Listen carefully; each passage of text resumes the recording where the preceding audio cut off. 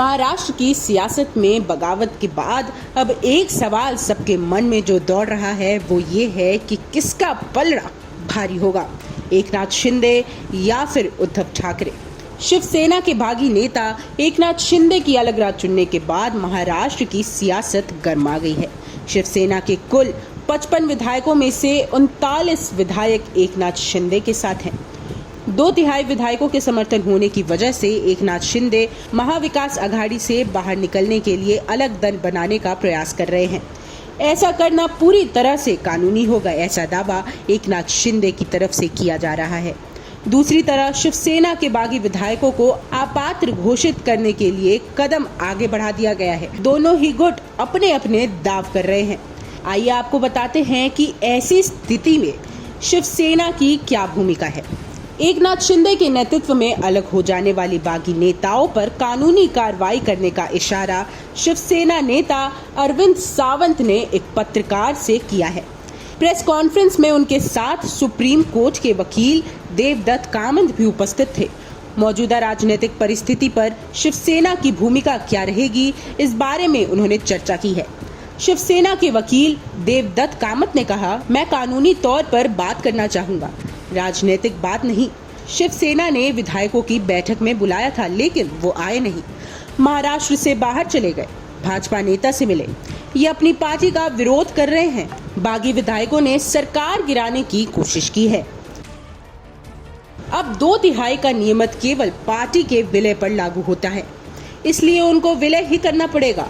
अब तक वो किसी भी पार्टी में विलय नहीं हो पा रहा था, इसलिए उनको अपात्र ठहराया जा सकता है। अनाधिकृत ईमेल आईडी से विधानसभा के विरोध में ईमेल जारी करा जा रहा है। अविश्वास प्रस्ताव भेजा गया है। उपाध्यक्ष के कार्यक्षेत्र में आपात ठहराना नहीं आता, ऐसा कहा जा रहा है, लेकिन उनके पास सभी अधिकार है।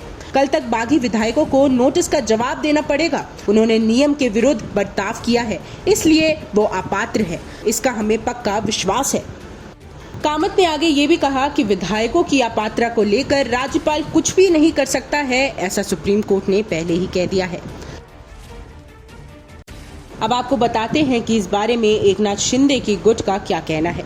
एकनाथ शिंदे गुट की तरफ से विधायक दीपक केसरकर को बागी विधायकों की भूमिका स्पष्ट करने की जिम्मेदारी दी गई है। कानूनी पेज पर केसरकर ने कहा कि हम अब भी शिवसेना में हैं, भाजपा या किसी दूसरी पार्टी में जाने का सवाल अभी पैदा नहीं होता है।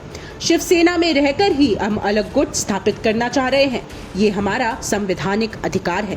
एकनाथ शिंदे गुट के विधायकों को अपात्र ठहराने के लिए प्रस्ताव भेजा गया, लेकिन ये प्रस्ताव कानूनी नहीं है, ऐसा दावा केसरकर ने किया है।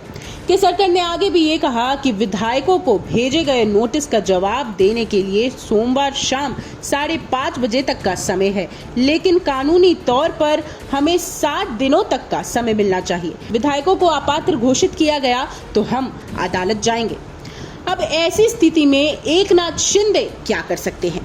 एकनाथ शिंदे ने विधायकों को अपात्र घोषित की मांग करने वाले प्रस्ताव के विरोध में सुप्रीम कोर्ट का दरवाजा खटखटाया है।